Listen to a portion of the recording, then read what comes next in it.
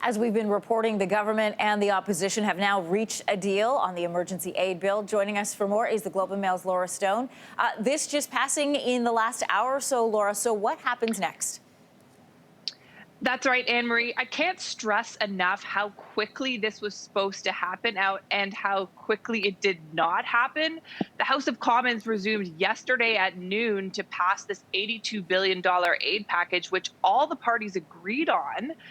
And yet it was not able to pass until early this morning. And that is because of some additional measures that the Liberal government included that would have given them unlimited taxation and spending powers until well into next year.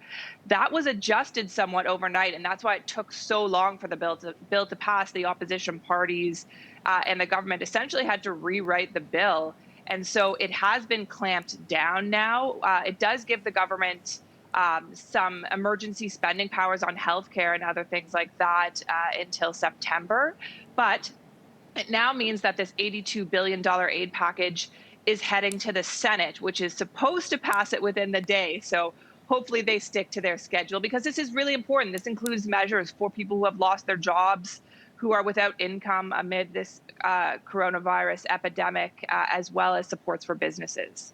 Laura, I just want to backtrack for a second. What were some of the sticking points that caused it to not take as quickly as time to pass as it was supposed to?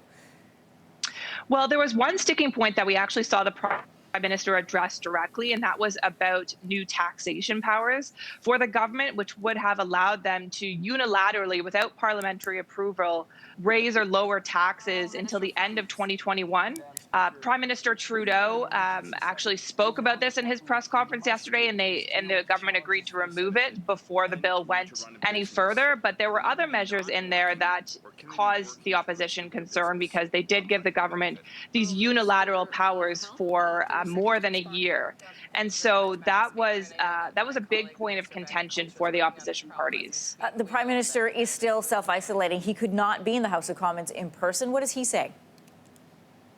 Well, yesterday he was trying to stress how much his government and he believes in the power of democracy and the power of Parliament, but these are very trying times, and that the government needs flexibility on the spending that it needs to undertake as the country grapples with COVID-19. And I do think there was an understanding among opposition parties that that was the case, that there needs to be some flexibility at this time for the government to increase spending. He will no doubt be asked about it again when he addresses Canadians at 11:15 outside of Rideau Cottage as to why his government put this aid package at risk by including so many other things in this bill. All right, the Globe and Mail's Laura Stone, good to talk to you this morning. Thank you. Thank you so much.